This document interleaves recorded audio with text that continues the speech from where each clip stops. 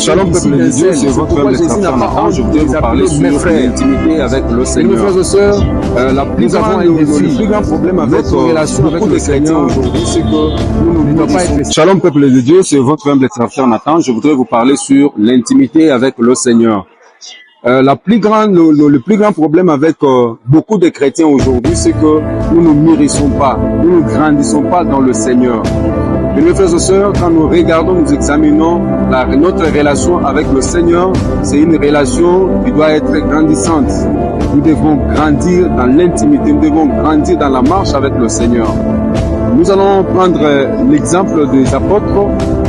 Jésus n'avait pas que 12 disciples, Jésus avait 72 disciples quand vous lisez Luc 10. Jésus avait les 12 disciples quand vous lisez Luc, plutôt Matthieu 10, le premier verset. Jésus aussi avait 3 disciples qui étaient un peu plus proches de lui quand vous lisez Marc 14, le verset 3. Mais Jésus, avant d'abord de faire le choix de ses disciples, la Bible dit qu'il est entré dans la prière. Mais c'est très important, lorsque nous marchons avec le Seigneur, de prendre toujours le temps, avant de faire quoi que ce soit, nous devons prendre le temps d'entrer dans la prière avant de faire nos choix. Avant de faire un choix, bien aimés frères et sœurs, entrer dans la prière. Jésus qui était le Fils de Dieu, Jésus qui est celui qui est appelé à nous montrer le chemin, notre exemple, est entré dans la prière. Il a prié presque 12 heures du temps, de 18h jusqu'à 6 heures du matin, 1 heure pour chaque disciple avant de faire le choix. Il a prié pour Pierre, il a prié pour Jean, il a prié avant de faire le choix, il a prié. Et la Bible nous montre qu'au départ, Jésus-Christ les appelle les disciples. Au départ, les apôtres, on les appelle les disciples. Mais lorsque vous montez encore avec les Écritures, vous allez comprendre à un certain moment, Jésus ne les appelle plus les disciples, mais le Seigneur les appelle des amis. La Bible dit, quand vous lisez Jean 15, le 13e verset, la Bible nous montre, quand vous descendez, la Bible vous montre, Jésus dit, je ne vous appelle plus disciples, je vous appelle des amis.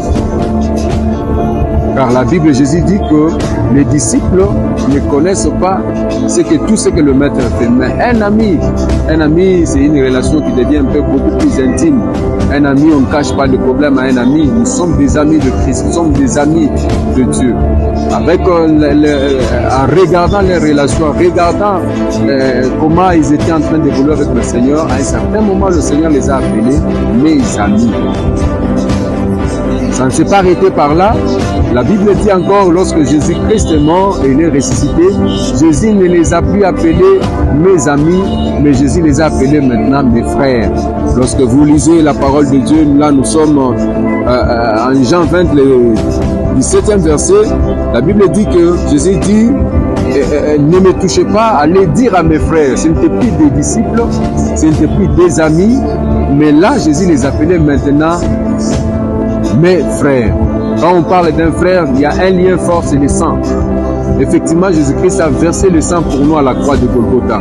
C'est pourquoi lorsque vous lisez Hébreux 2, le 11e verset, la Bible dit que c'est lui qui sanctifie et ceux qui sont sanctifiés sont ici d'un seul. C'est pourquoi Jésus n'a pas honte de les appeler mes frères.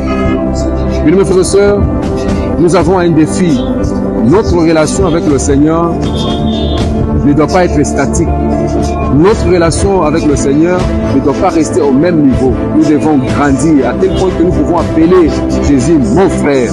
C'est mon aîné, c'est notre grand frère aîné. La Bible dit que nous tous avec Jésus, nous sommes ici d'un seul Dieu. Jésus-Christ n'a pas honte de nous appeler mes frères. En toi que Dieu vous bénisse abondamment.